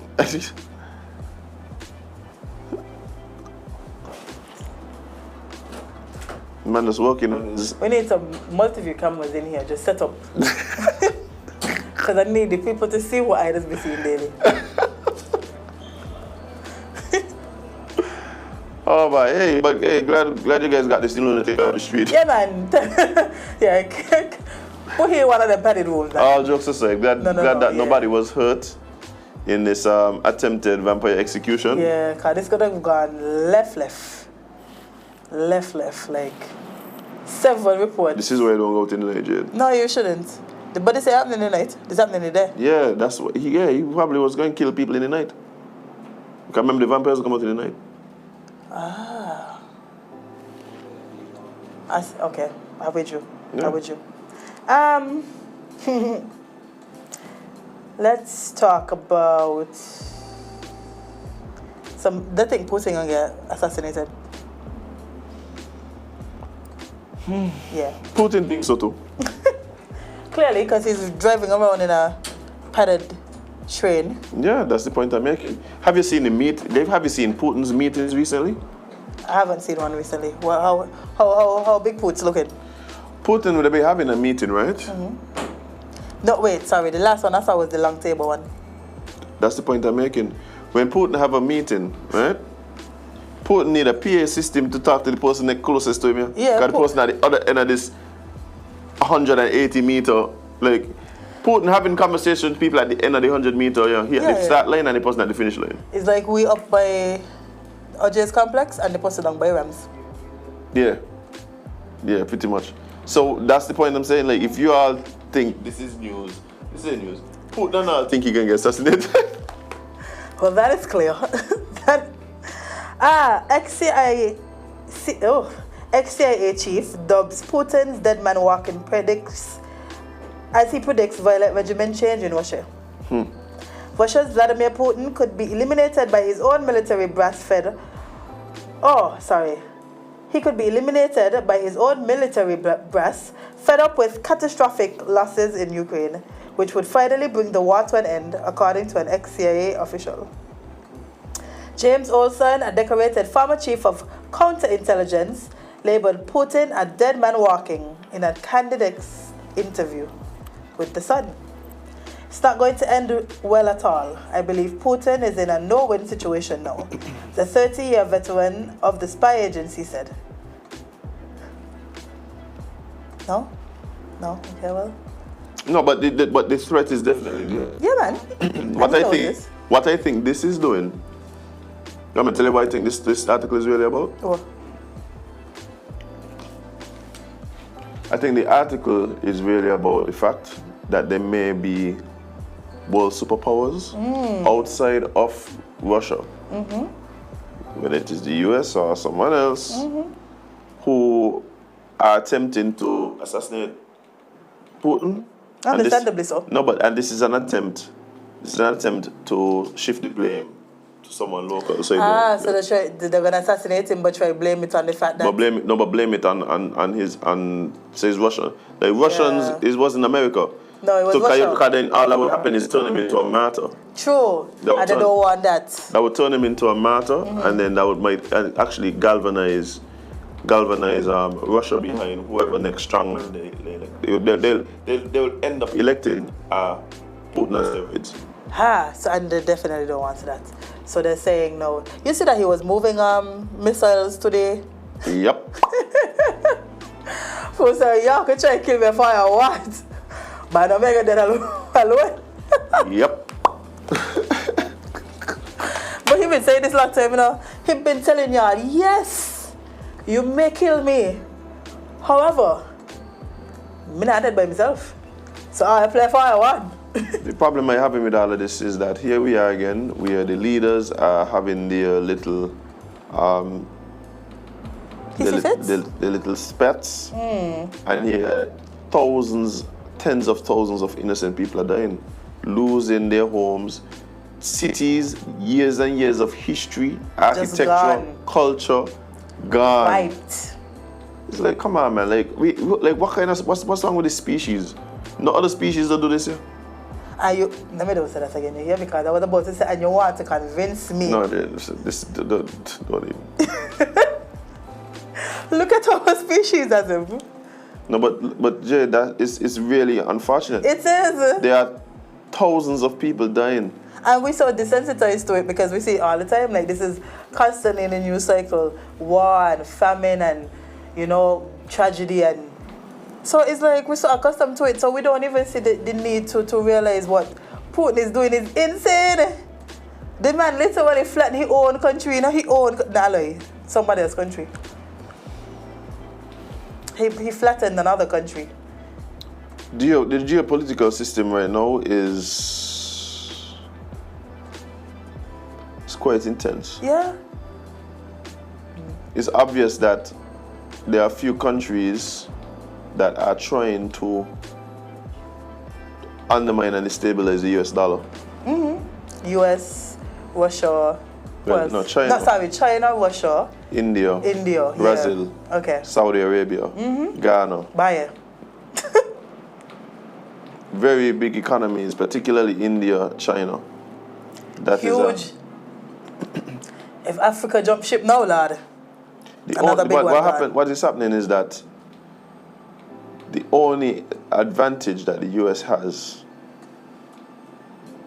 is military, really. Yeah, but you think this is the US's own fault, though? You mean in terms of the response? Yes, Jade. Yeah. For years upon years, y'all have just bullied and pillaged and flattened and bombed and shot. But even outside of that, one of the biggest issues with America is that they have no industrial base. They've shipped all their manufacturing, they've shipped everything overseas, right? And just printed more and more money. The dollar is over leveraged. It's inflation. Inflation is synonymous with the US, the US economy. It's crazy. And guess what now? They just decide, you know what? We're just not going to use it. I bet they didn't see that one coming. They did, but they thought that they had enough of you know what it is? What? America is a bully on the playground. Duh. Right? So Yeah, you're gonna keep giving me 50 cents every morning. Your lunch or your lunch money, Capri Sun, your grape, them, whatever it is. Yeah. Me ain't nobody no grape there. That's why I draw the line. Wow. Right? Over grapes? What do you mean? Wars have been fought over less. I'm telling you. But the point I'm making is that, yeah, by yourself you might not be able to defend, but what is happening is that all the victims of the bullies ganging up now and deciding that. Yeah. We're gonna bully you back. Since you feel like you're the big bad bully, let me show you how the things go. Yeah. So this is like the Avengers wasn't bullies. The actual China. yeah. Kind Now again, this Thanos, USA is Thanos. the thing for me is a lot of time when we're having these conversations, we have it in this very black and white thing. Yeah. Who's the good guys? Who's the bad nobody guys? Good. There's nobody good. There's nobody good. Like All of y'all terrible. yeah, pretty much. You see, and you know what? China is like the little person on the playground that want attention. So they're just saying the rich person on the playground, the little person that nobody really does pay attention to because your money don't mean nothing. So they're just over there, look at me, missile, look at me, testing, look at me guys, I could blow up y'all too, missile in the water. What happens in China is actually the nerd. Yes. China is the nerd. So China is the one who can come and be like, yeah, really, they ain't bully you like that. You know we could take him if we just work together, right? And everybody watching like, So what he do now? He go to all the other like victims and be like, you ain't fed up of Sam taking all your money. yeah, fed up of them picking on you. You ain't fed up of them picking on you. We could do something about it, yeah. Yeah, okay. But we just gotta come together. Yeah. Like he can't have all of us. No, he can't bully all of us. We're stronger together. At the same time though, I know people are very, oh my God. Mm-hmm. The truth is, yes, there may be a waning of America's position in the world, but it is not necessarily under threat in my view. And yes, there would be some short-term impacts for the US, particularly maybe in the initial 2-3 years. But I believe you're looking at maybe a 15 to 25 year like road that we're going down right now. I don't know where it's gonna lead to or where it's gonna end, but it's. Remember these? Watch You're going somewhere though. These are the kind of things when you like. This is what I tell people: we're so far behind and why we can't progress. You hear how Putin does talk about the 20-year plan, how China does talk about the 30-year plan. But they're also not doing it now, either.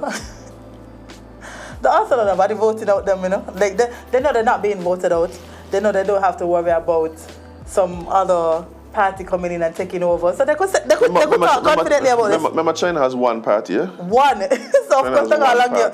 Of course they have a plan for 30 years. Yeah. It's only them. Yep. Who coming in and take out Putin? I mean, I think this besides year, everybody else. Besides this year, yeah. No, besides them. No. I mean, inside. Who voted out Putin? Nobody. So of course they could talk long term, but when the politicians here have to do things to keep the base, that don't make sense. Yeah, but I guess at the same time then we continually find ourselves second fiddle. And that's going to happen until the systems realize that it's supposed to be working for the country and not for the politicians to keep them in power. But alas, we're here now. Where is it this morning? Oh well. You can see the name of the shop today. Oh yes. Oh well. Oh well, let me put that in my phone right now. Oh well. Oh boy. Azem, let's go. It's time to us to leave. I'm starving actually. Oh, yeah, food time.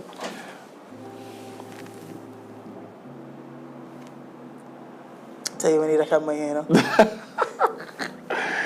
Oh boy, guys, we gotta leave, we gotta go, we gotta disappear, we gotta say bye-bye.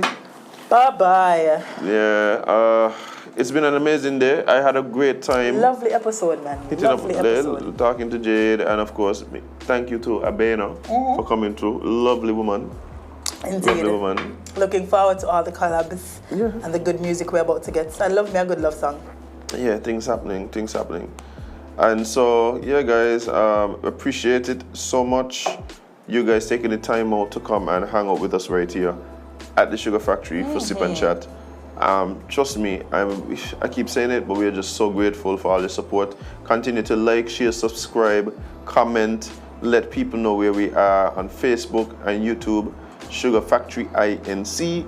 Of course, also check us out on Instagram and TikTok. Remember, guys, we have spots for you to advertise your lovely business. Goods, products, or services. Yes. And the sweetest place on earth, the Sugar Factory. That's what's it spelled? Yeah. Okay, just making sure. I want to stick to the tagline. Sweetest place on earth. Sugar Factory. But yeah, guys, come on, partner with us, be a part of what it is that we're trying to build here.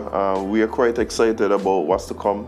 And it will be awesome to have you guys be a part of it in all of these different ways that we just outlined. Be a part of history, because that's what we're making here. Bang. I got it mixed up. Yeah, I realize. Yeah, man. That's why the fool out of man them. Yeah, actually. I know. You're correct. You're I know. Definitely correct. I know I am. Okay. Well, at least we are. The problem is the man them, you know. Can I go secret here? Fool them off. Yeah. You just have to be a sweet talker, ladies. Come to my class, I'll teach you. Okay. Well, oh well. Oh, well, indeed. But guys, yes, we gotta go, and thank you again. But guys, of course, remember to spend more time living your content than posting it. Yeah. And of course, most importantly, remember you can't be everybody's cup of tea, and because you is not a mug. Oh well. Get more value for your money when you activate your Digicel Prime Bundle. More choices for what you want at low prices. More talk time on the most reliable network. More any-use data for whatever you're into searching and sharing. And dedicated data for more new apps to stream your music, shows, and live sports. Activate a Digicel Prime Bundle of your choice in the My Digicel app today and save more. Digicel, better connected.